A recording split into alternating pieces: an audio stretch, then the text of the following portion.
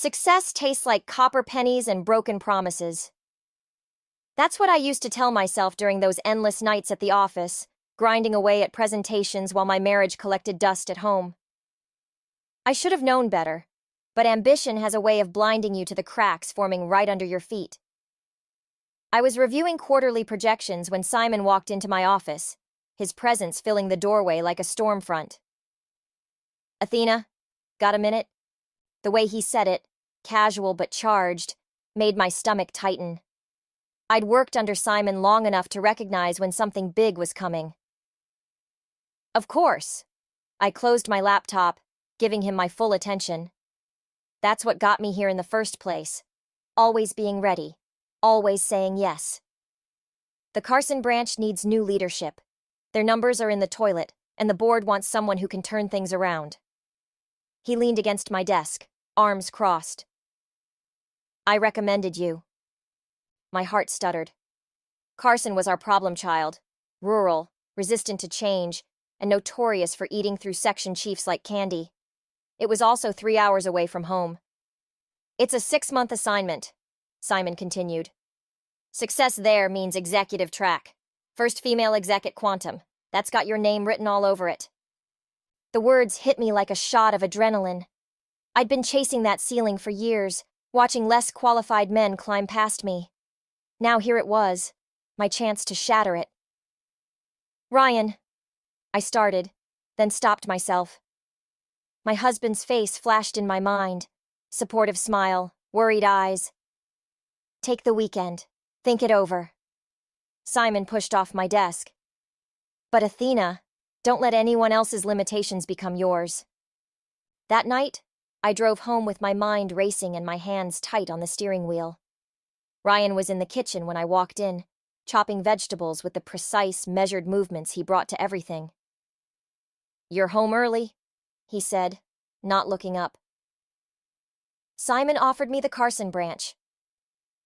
The words tumbled out before I could cushion them. The knife stopped mid-chop. "Carson? That's..." He set the knife down carefully. "That's not exactly commuting distance. 6 months. Executive track afterward." I moved closer, studying his profile. "It's what I've been working toward. Right?" He resumed chopping, harder now. "Of course it is." "Ryan." "No, I get it. This is your shot." He scraped the vegetables into a bowl, still not meeting my eyes. "We'll figure it out. We always do." But his voice had that hollow quality I'd started hearing more often lately, like he was reading from a script he didn't believe in anymore. "I haven't said yes yet," I offered, even though we both knew I would. He finally looked at me then, and something in his expression made my chest ache. "Yes, you have. You said yes the moment Simon walked into your office." Later that night, I lay awake listening to Ryan's measured breathing beside me. He was right.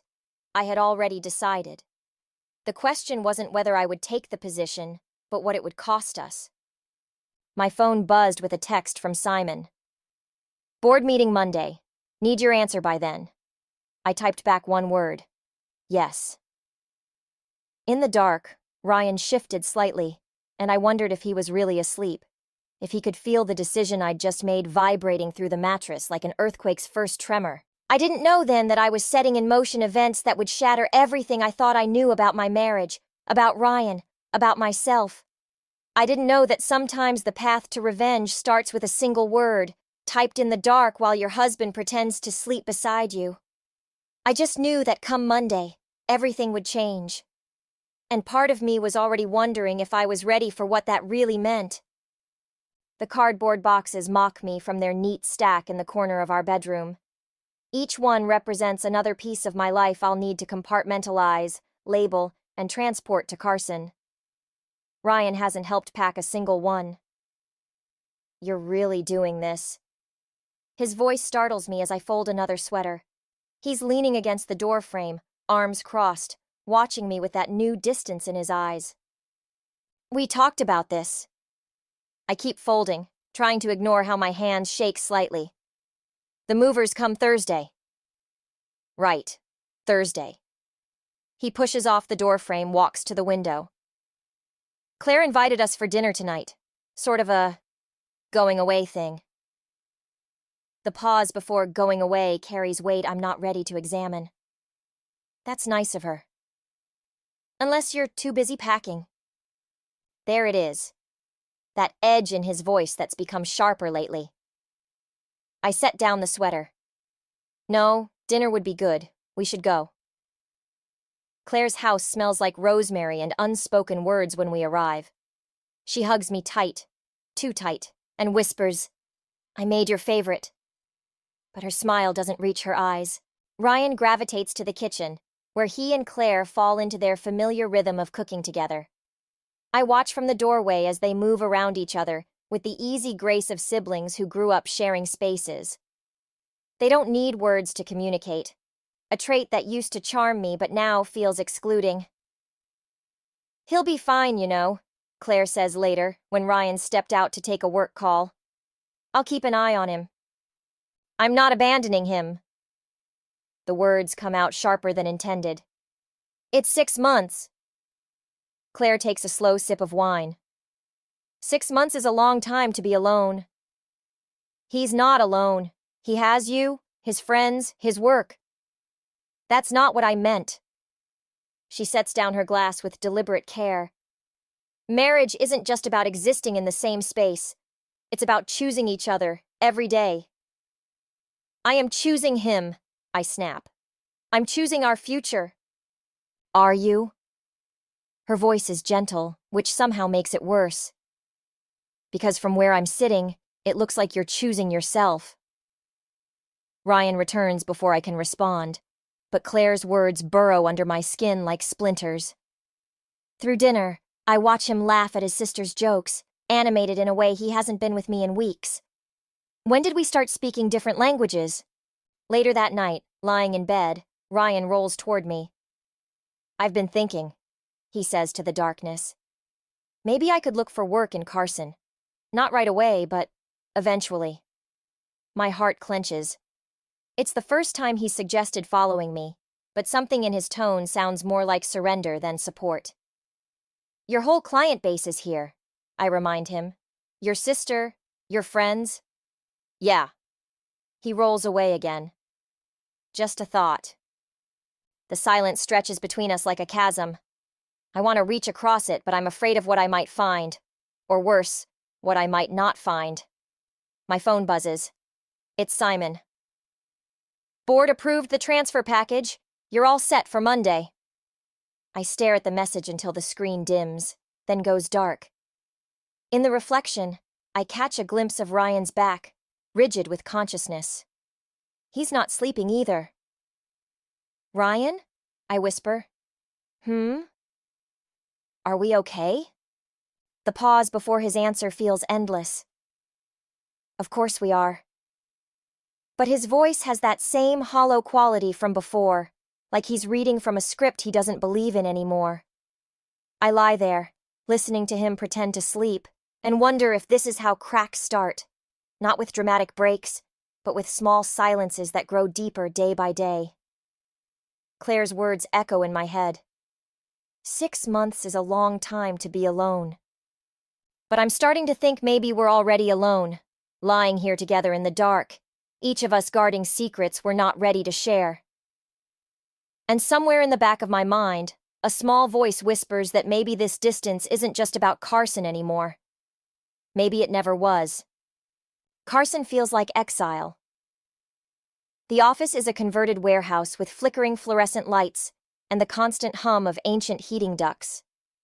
My team, if you can call them that, greet my morning presentations with crossed arms and barely concealed eye rolls. These implementation timelines are unrealistic, Dave, my senior developer, announces during our third meeting. Maybe things worked differently back at headquarters, but here in the real world is exactly where we're losing market share, I cut in, my voice sharp enough to slice through his condescension. "Unless you'd prefer to explain our numbers to corporate?" The silence that follows tastes like victory, but it's hollow. Later, I catch snippets of conversation in the break room. Corporate princess and temporary assignment spoken like curses. My phone buzzes. Ryan's weekly check-in call. I've started dreading these conversations, each one feeling more like a performance than a connection. Hey. His voice sounds distant, distracted. Bad time? No, just finished a meeting. I close my office door, shutting out the hostile glances. How are you? Good. Busy. Claire's been helping me reorganize the house. Says it's good therapy or something. My stomach tightens. Reorganize? Yeah, making space, moving things around. A pause. It feels different here without all your stuff. The way he says it, casual, almost relieved, makes something crack inside me. Ryan, Sorry, got another call coming in. Client emergency. Talk next week? He hangs up before I can respond. I stare at my phone, wondering when exactly we became strangers who share a last name. That evening, I work late, reviewing project timelines until my eyes burn. My mother's number flashes on my screen. I consider ignoring it, but guilt wins out.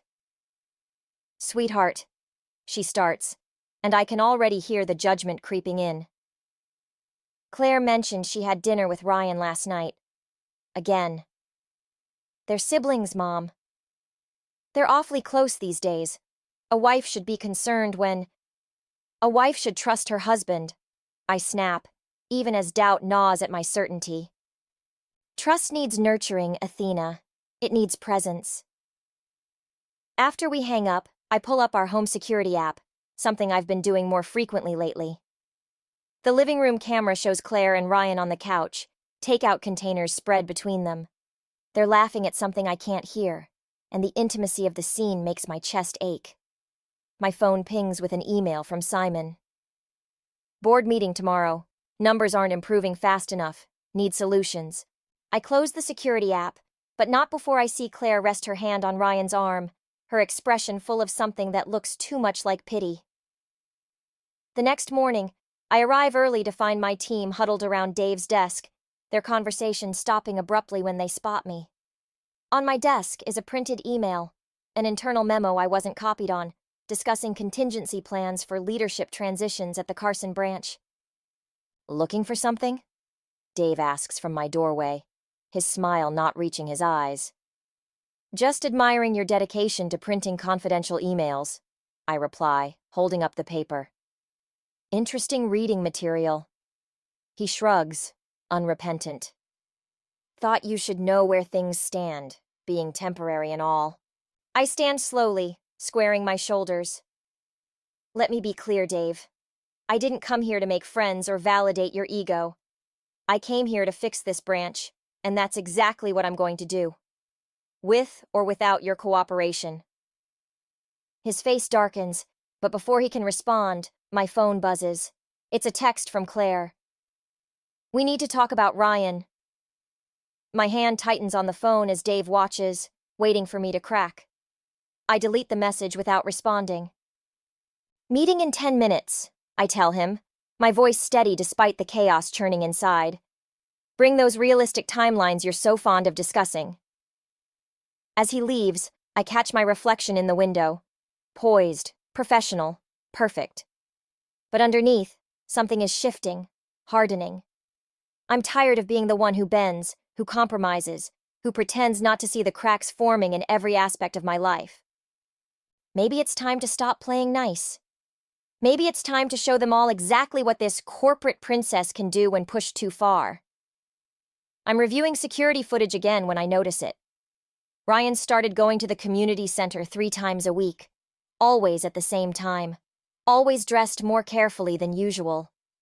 The camera catches him checking his reflection in the hallway mirror before leaving, a gesture so unfamiliar it makes my stomach clench. Claire's message still sits unanswered in my phone. Whatever she needs to tell me about Ryan, I'm not sure I want to hear it. My office phone rings. It's Simon. The board wants an update presentation next week, in person. I'll be there. Make it good, Athena. There's talk about restructuring the Carson branch completely. I hang up and pull up the home security app again, but this time something's different. The cameras are offline. All of them. I call Ryan. It goes to voicemail. I text, "Security system's down. Can you check it?" His response comes hours later. "Sorry, must have unplugged something while cleaning." Cleaning, right. Ryan, who once left dishes in the sink for 3 days, is suddenly Marie Kondo. That night, I drive the 3 hours home without warning him. The house is dark when I arrive, but Ryan's car is in the driveway. I use my key, moving quietly through our home that doesn't quite feel like mine anymore. There's music coming from the basement, our home gym that Ryan rarely used before. I pause at the top of the stairs, hearing laughter. A woman's voice, light and unfamiliar, drifts up. "Your form is perfect," she says. "You're a natural." "I have a good teacher," Ryan responds, his voice warm in a way I haven't heard in months. I should go down. Should confront whatever's happening in my basement. Instead, I retreat silently, drive to a hotel, and spend the night staring at the ceiling, calculating exactly how many lies it takes to destroy a marriage. The next morning, I do what any self-respecting woman would do. I investigate. The community center's website lists their classes. Tuesday and Thursday evenings, mindful movement yoga with Lila Thompson. I scroll through Lila's social media. She's younger than me, with the kind of effortless beauty that makes women like me buy expensive creams and hate ourselves anyway. Her latest post shows her demonstrating a complicated pose, caption reading, "Finding balance in unexpected places." Blessed. The comments section is full of praise, including one from a profile I recognize. Ryan's. "Thanks for showing me the way." My phone buzzes. Claire again. "Please call me. It's important." I block her number. At work, I channel everything into the presentation. Dave watches me with growing unease as I dismantle his excuses, restructure teams, and push through changes with the kind of ruthless efficiency that comes from having nothing left to lose. "You're different lately," he comments after a particularly brutal meeting. Maybe I'm just done pretending. That evening, I call Ryan. He answers on the 4th ring, slightly out of breath. "Hey, everything okay?" "Just checking in. How's the cleaning going?" "Good. Yeah, really good. Actually, I'm kind of in the middle of something. Yoga, maybe?" The silence stretches for 3 heartbeats. "What?" "Nothing. Just noticed you've been spending a lot of time at the community center, finding balance in unexpected places." Athena. "The security cameras are still down, by the way. Funny how that happened right around the time you started getting so flexible. It's not what you think." But his voice has that guilty edge I've learned to recognize. "Isn't it? Tell me, Ryan, does Lila know you're married, or is that something else you're being flexible about?" He starts to respond, but I hang up. My hands are steady as I pull up my email and book a flight home for next week. Then I open my contact list and scroll to Henry Thompson, prominent local businessman, and more importantly, Lila's father. Sometimes revenge doesn't need to be loud or dramatic.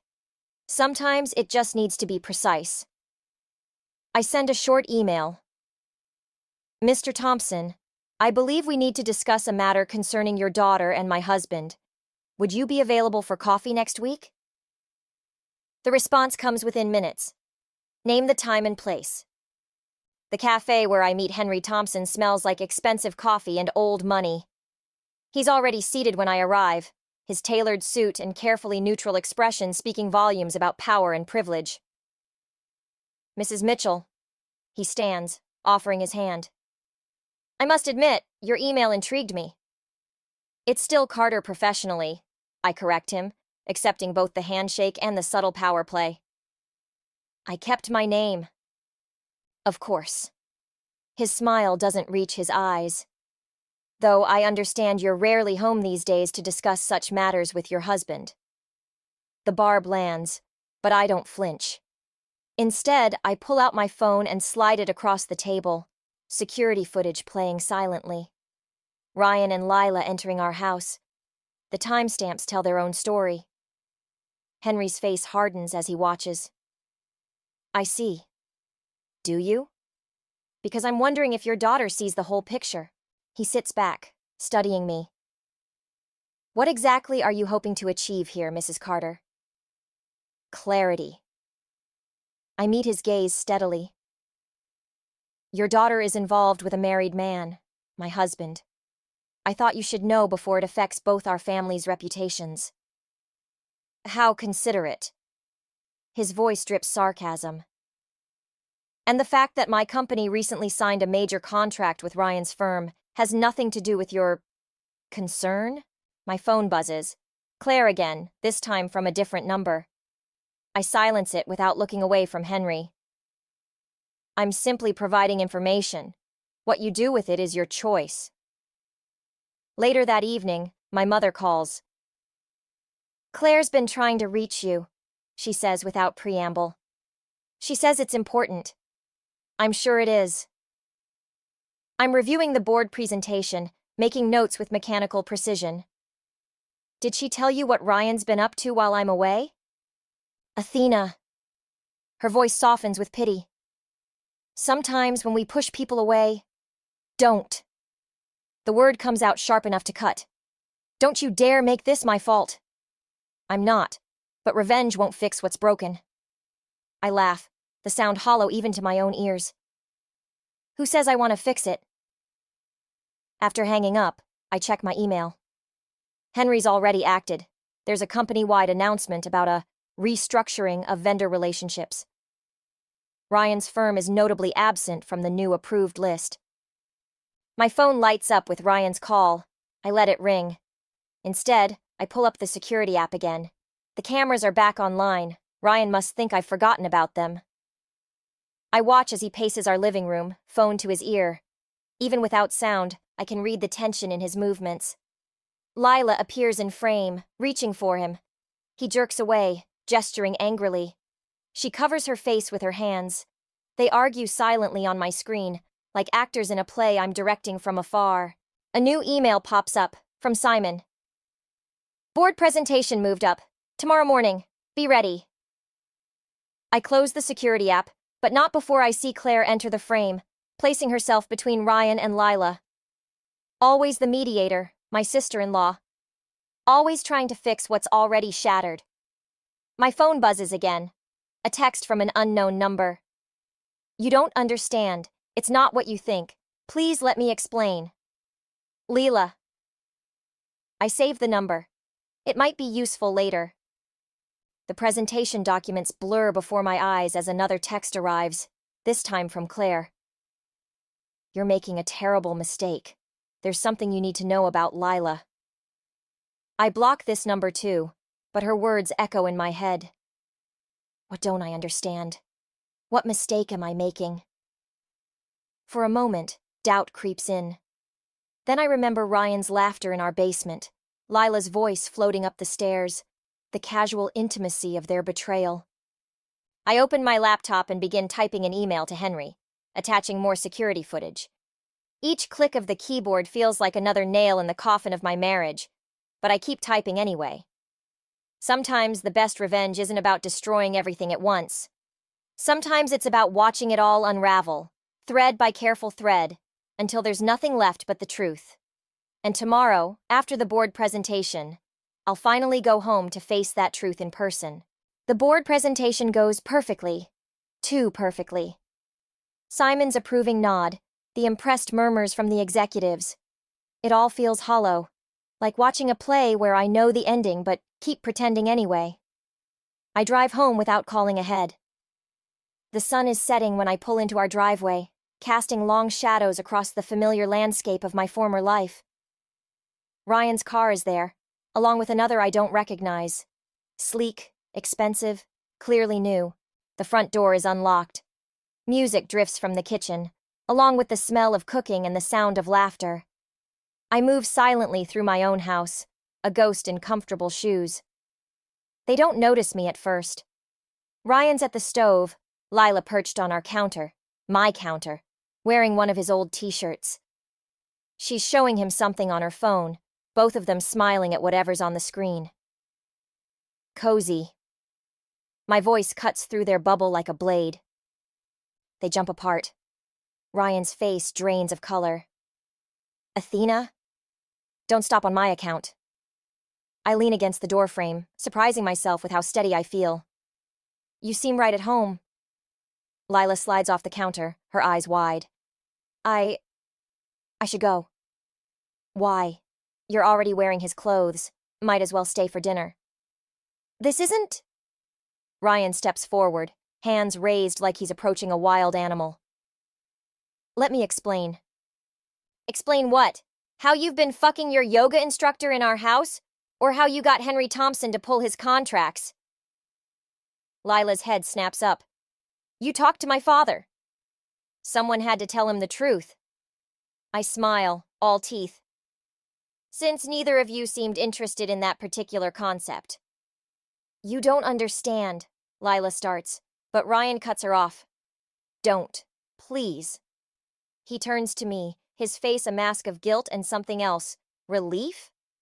I was going to tell you. When? After the divorce, or after you moved her into our bedroom? There was never going to be a divorce. It's Lila who speaks, her voice stronger now. That wasn't the plan. The word plan hits me like a physical blow. I look between them, seeing something I missed before, the way they're standing, not like guilty lovers but like conspirators. What plan? The front door opens. Claire walks in, freezing when she sees us. Oh God! Athena, wait! But I'm already moving, pushing past her to the study. The drawer where we keep our important papers is slightly ajar. I yank it open, rifling through documents until I find what I'm looking for. Our investment portfolio. Empty. I can explain, Ryan says from the doorway. Everything was falling apart at work. After Henry pulled the contracts. So you emptied our accounts? My voice sounds distant, like it belongs to someone else. And her? Was she part of your financial recovery plan? She's Henry's daughter, he says, as if that explains everything. We thought, if he saw us together, if he believed we were serious. The laugh that escapes me doesn't sound human. You used me leaving as cover.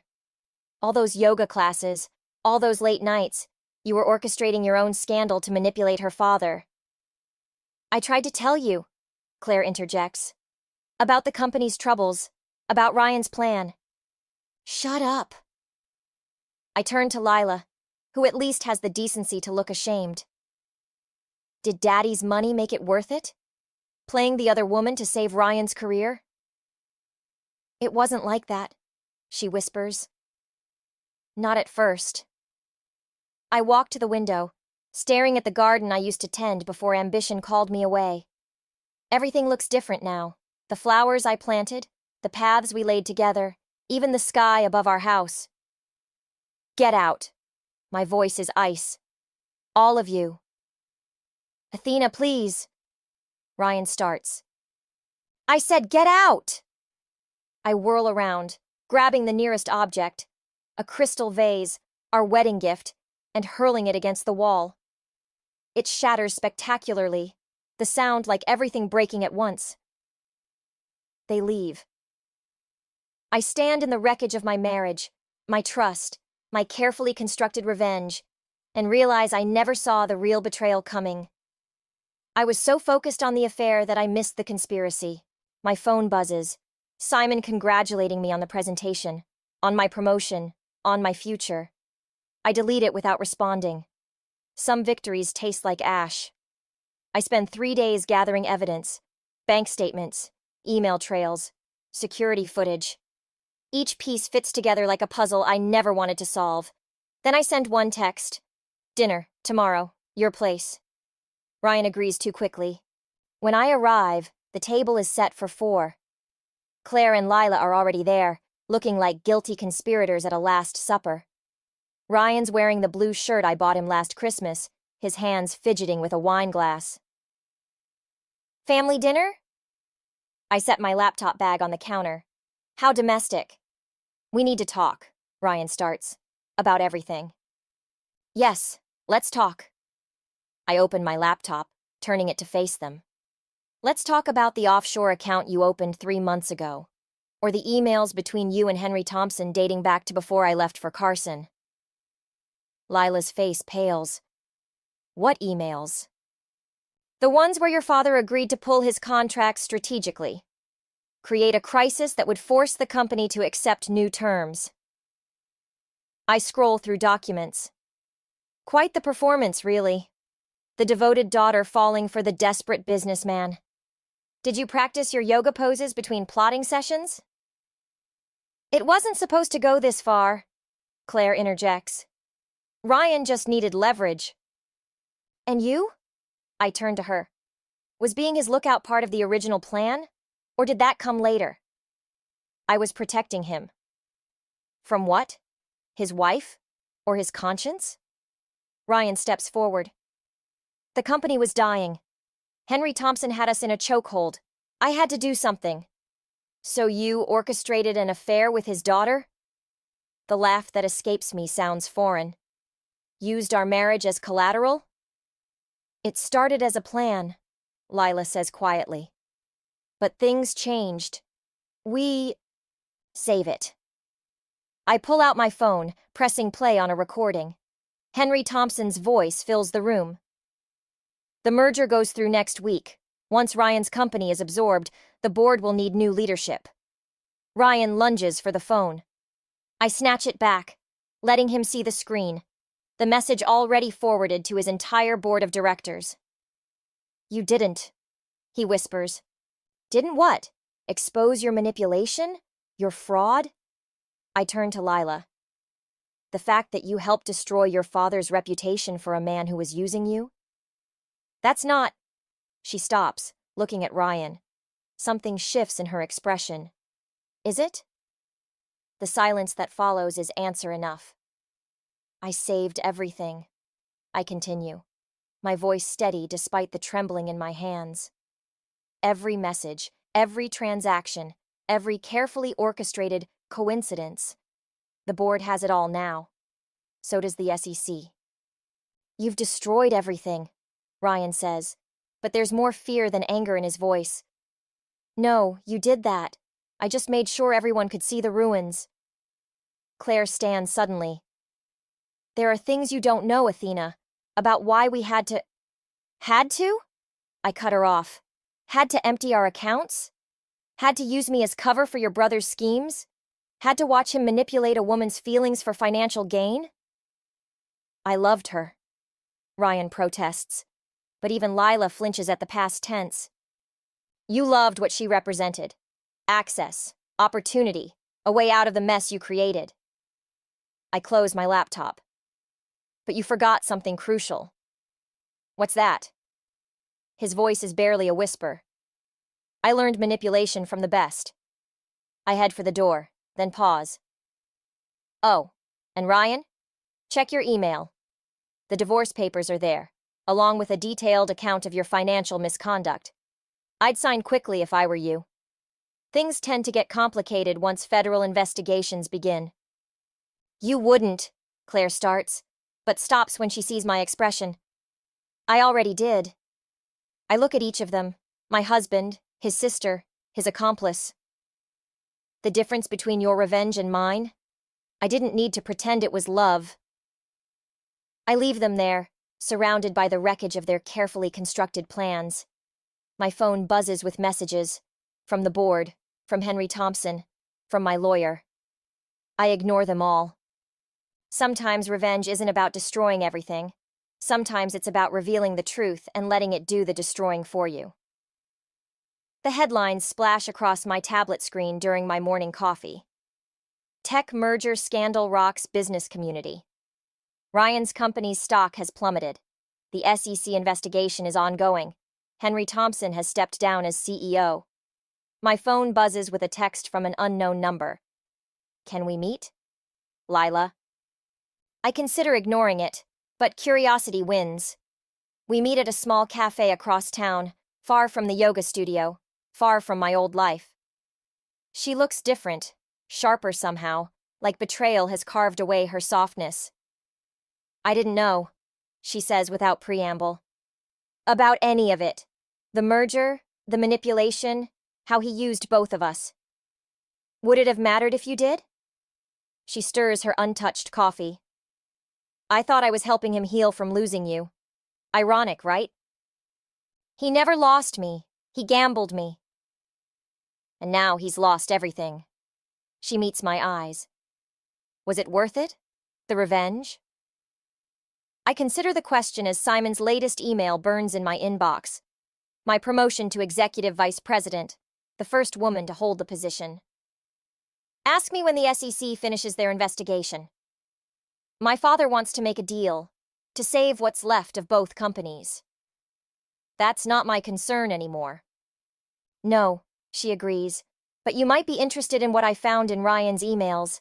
Things even you missed. She slides a USB drive across the table. I don't take it. Why are you really here, Lila? Because you and I? We're more alike than different.